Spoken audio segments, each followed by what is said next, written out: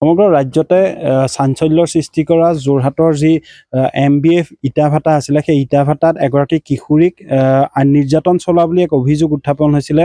আৰু আৰক্ষীৰ সহায়ত ইয়াৰ যিজন ইটা ভাটাৰ শ্ৰমিকৰ যিজন লিডাৰ থাকে বা শ্ৰমিকৰ যিজনে শ্ৰমিক আনে, তেওঁৰ সহায়ত ইতিমধ্যে কিশোৰীগৰাকী নিজৰ বাসগৃহত উপস্থিত হৈছে। কিন্তু তাৰ পৰৱৰ্তী সময়তে এক বিপৰীত দৃশ্য পোহৰলৈ আহিছে যোৰহাটত, যিহেতু মই এতিয়া বৰ্তমান উপস্থিত আছোঁ যোৰহাটৰ MBF ইটা ভাটাত উপস্থিত আছোঁ। আৰু ইয়াত যিসমূহ অভিযোগ উত্থাপিত হৈছিলে, যিসমূহ অভিযোগ ভুক্তভোগী পৰিয়ালে দিছিলে, গোলা হুছেইন আছিলে পিতৃৰ নাম।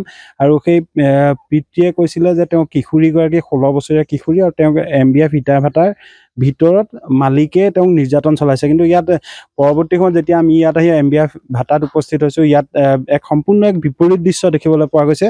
ইয়াত এখন নোটাৰী কৰিছিলে গোলা হুছেইন, আৰু ইয়াৰ যিজন মেনেজাৰ আছিলে বৰা উপাধিৰ এজন আছে। মোৰ সহযোগী কেমেৰা পাৰ্চনে দেখুৱাইছে প্ৰথমতে সামগ্ৰিক দৃশ্য, যিহেতু ইয়াতে নিৰ্যাতন চলাইছিলে বুলি কোৱা হৈছে কিশোৰীগৰাকীক। আৰু এই ভাটাটোৰ এটাই ঘৰ আছে, এটা ঘৰ আছে, এই ঘৰটোতে নিৰ্যাতন চলাইছে বুলি কিশোৰীগৰাকীৰ পিতৃ গোলা হুছেইনে অভিযোগ উত্থাপন কৰিছিলে। কিন্তু মই কেমেৰা পাৰ্চনৰ অনুৰোধ জনাম, যদি সম্ভৱ হয় প্ৰথমতে মই নিউজ প্লাছৰ দৰ্শকসকলক দেখুৱাবলৈ চেষ্টা কৰিম।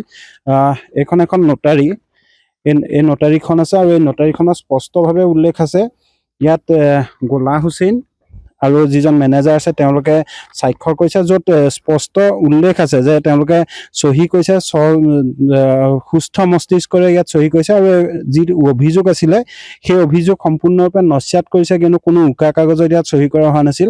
ইয়াত এখন নোটাৰী মহামান্য আদালতৰ জৰিয়তে এখন নোটাৰী কৰা হৈছে। আৰু ইয়াত উল্লেখ আছে, ইয়াত গোলা হুছেইনে যি এডভান্স এমাউণ্ট লৈছে, অগ্ৰিম ধন লৈছিলে 3,73,150 টকা, আৰু তেওঁৰ বেলেঞ্চ আছিলে 2,83,870 টকা। এইদৰে ইটা ভাটাসমূহ যদি চোৱা হয় তেন্তে দেখা পোৱা যায় যি মালিক পক্ষ থাকে তাৰ পৰা শ্ৰমিকসকলে অগ্ৰিম ধন লয়, তেওঁলোকৰ পৰিয়ালৰ বিভিন্ন কামত ব্যৱহাৰ কৰে।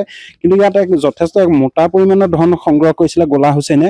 3,73,150 টকা লৈছিলে, আৰু তাৰে 2,83,870 টকা তেতিয়া দিবলৈ আছিলে। আৰু যিখন নোটাৰী আমাৰ হাতত আছে, সেই নোটাৰীখনত স্পষ্টভাৱে উল্লেখ আছে গোলা হুছেইন তেওঁ নিজৰ বাসগৃহলৈ যাব, আৰু গৈ যি বাকী থকা ধন আছে সেই ধন গোটাই মালিকক ইয়াত পৰিশোধ কৰিব, সেই কথা নোটাৰীখনত স্পষ্টভাৱে উল্লেখ আছে।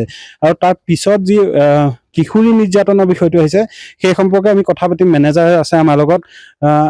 আপুনি এইখন নোটাৰী আপুনি নিজে কৰিছিলে, কেতিয়া কৰিছিলে আৰু কিয় কৰিব লগা হৈছিলে? এই নোটাৰীখন আপোনাৰ 17/4/2024 কৰা হৈছিলে। তাৰমানে গোলা হুছেইনে ইয়াত প্ৰায় যিমানখিনি শ্ৰমিক ইয়ালৈ আহে সকলোকে আমি অগ্ৰিম পইচা দিয়া হয়।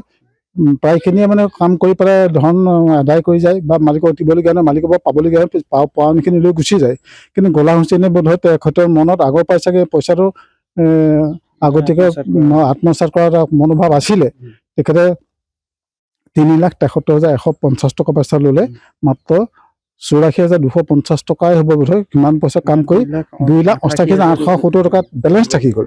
এই পইচাটো তেখেতে আপোনাৰ ঘূৰাই দিম বুলি যোৰহাট আদালতত নোটাৰীযোগে 17/4/2024 প্ৰতিশ্ৰুতি কৰি তেখেতে ইয়াত আহি পেলাই যোৱা 10 মে দিনা ছোৱালীজনী ইয়াত এৰি থৈ তেওঁ গুচি গ'ল। গুচি যোৱাৰ পিছত ফোন যোগে মই যোগাযোগ কৰা হয়। তাৰপৰা প্ৰথম অৱস্থাত পইচা দিম, কাইলৈ যাম, অহা সপ্তাহত যাম, বুধবাৰে যাম, শনিবাৰে যাম, এনেকৈ কয়। লাষ্টলৈ আমাক অলপ ভাবুকি দিয়ে, পইচাটো নিদিলে কি কৰিবি ইত্যাদি কথা। কিন্তু আৰু যিটো ছোৱালীজনীৰ কথা উল্লেখ কৰিছে সেইটো সম্পূৰ্ণ মিছা কথা, আৰু কোনো কাৰণে আমি ছোৱালী ৰাখি থোৱা নাই। বাপেকটো এতিয়া এৰি থৈ যাম, ছোৱালী কি কৰিম? সৰু ছোৱালী বাপেকটো এতিয়া আমি একো কৰিবলৈ উপায় নাই। কিন্তু আমি আমাৰ ভোটাত থকা তেওঁলোকৰ ইছলাম ধৰ্মৰ মানুহৰ পৰিয়ালটোৰ লগতে আমি চমজাই দিছোঁ। ইতিমধ্যে আপোনালোকে সাক্ষাৎকাৰ লওক, সেই মানুহগৰাকীৰ লগত আছিল নে নাই, আৰু কিবা যদি আমি তেখেতৰ ছোৱালীজনী কিবা টৰ্চাৰ কৰিছিলোঁ, কিবা খোৱাত কষ্ট দিছিলোঁ, বা কিবা মাৰপিট কৰিছিলোঁ, আপোনালোকে সোধক। তেতিয়াহ'লে যদি আপোনালোকে কম যে ভবামতে সেইজনে যদি যিটো অভিযোগ কৰিছে সেই অভিযোগটো যদি সত্য হয়, আমিতো আইন আছে, কানুন আছে, কোনটো আইনৰ ঊৰ্ধত কোনো হ'ব নোৱাৰে। এতিয়া দেখা পোৱা গৈছে আপোনালোকৰ লগত এক প্ৰবঞ্চনা হৈছে, যিহেতু এক মোটা অংকৰ ধন তেওঁ দিবলৈ আছে। আপোনালোকে আৰক্ষী কাষ চাপিছে নেকি? আমি ইতিমধ্যে আৰক্ষী কাষ চাপিলোঁ। আৰক্ষীৰ লগত পৰামৰ্শ লৈ এইটোৱে ক'লে যে এই পইচা পাতিৰ ক্ষেত্ৰত আমি কোনোবা হয়তো কাৰোবাক ভাবুকি মাৰিছে, কাটিছে, আমি আৰক্ষী যাব পাৰোঁ, কিন্তু এটা মোটা অংকৰ পইচা এইটো আপোনাৰ বিনা আদালতৰ বাদে আমি কৰিব নোৱাৰোঁ। আদালতত ইতিমধ্যে আমাৰ কেছ ফাইল হৈছে তেখেতৰ নামত।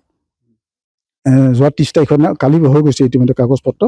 আপোনাৰ 2 দিনতে তেখেতে চেমন পাব, যেনে ইতিমধ্যে কাম আমাৰ সম্পূৰ্ণ হৈছে। তেওঁ যিটো কৈছে প্ৰায় 1.5 বছৰৰ পৰা আপোনালোকে কামত মানে তেখেতক লগাই আছিলে আৰু বিগত 4 মাহ ধৰি কিশোৰীগৰাকীক নিৰ্যাতন চলাই আছে, এই কথাখিনি কেনেকৈ? আপুনি 1.5 বছৰ বুলি তেখেতে কৈছে, সম্পূৰ্ণ ভিত্তিহীন কথা। তেখেতকৰ যিজন চৰ্দাৰ চাহাজুদ্দিন শ্বেখ, সেই মানুহজনৰ পৰিয়ালকেইটা পঠাইছে 28/6/2025।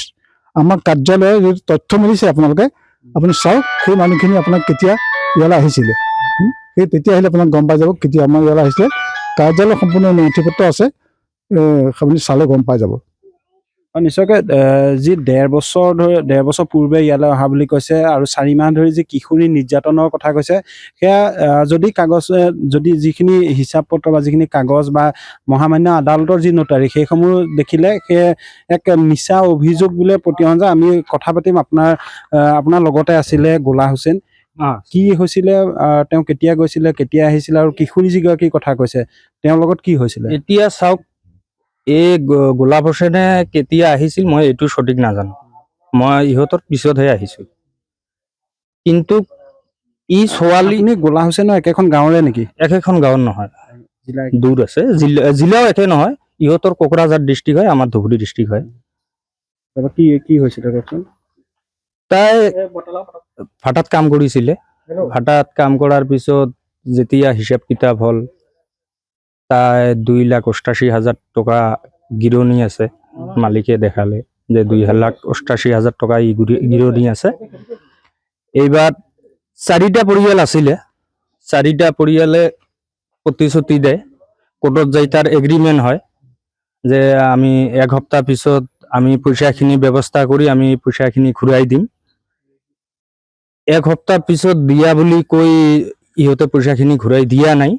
তাৰপিছত এইটো 10 তাৰিখে ই ভাটাৰ পৰা আকৌ পলাই যায় তাৰ ছোৱালীটোক এৰি থৈ।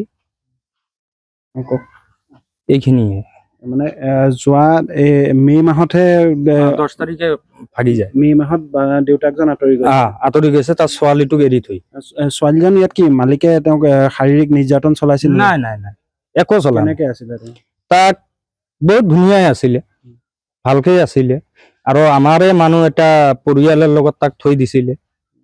এতিয়া বেলেগ জাতিৰ লগতো থোৱা নাই, আমাৰে মুছলমান মানুহৰ লগতে আছিলে। এতিয়া মানে যি অভিযোগ দিছে সম্পূৰ্ণ মিছা অভিযোগ। নাই, যিটো নিৰ্যাতন চলা বুলি কৈছে এইটোতো মিছা, এইটো সঁচা নহয়। তেওঁ পইচা দিবলৈ থকাটো মালিকক সঁচা। না, তাই এগ্ৰিমেণ্ট নিজে কৰি আহিছে। 1 সপ্তাহ পিছত তাই মালিকক পইচাটো ৰিটাৰ্ণ কৰিব, তাৰপৰা ই গুচি যাব। আকৌ এই 10 তাৰিখে ই আকৌ ভাগি যায়। হয়, নিশ্চয়কৈ এয়া আছিলে MBF ইটাভাটাৰ যিসকল শ্ৰমিক আছিলে, শ্ৰমিকৰ কথা আছিলে। তেওঁ বিভিন্ন সময়ত ইয়াত অগ্ৰিম ধন লয়। এই যিসকল শ্ৰমিক আছে আমাৰ লগত, আৰু বিভিন্ন স্থানৰ পৰা অহা শ্ৰমিকসকল আছে, আমি তেওঁলোকৰ সৈতেও কথা পাতিবলৈ চেষ্টা কৰিম পৰৱৰ্তী সময়ত। কিন্তু এটা কথা নিশ্চিত হৈছে, কেইবাখনো ইয়াত নোটাৰী আছে। নোটাৰীয়ে ইতিমধ্যে কেইবাজনো শ্ৰমিকক আগধন হিচাপে দিয়া আছে। আৰু এজন শ্ৰমিক আছে, আমি আগধন হিচাপে তেওঁ গ্ৰহণ কৰিছিলে। আপুনি মালিকৰ পৰা আগধন গ্ৰহণ কৰিছিলে, এতিয়াও দিবলৈ আছে নে? কেনেদৰে আগধন লয়? দিব আছে 80,000 কিমান আছিল।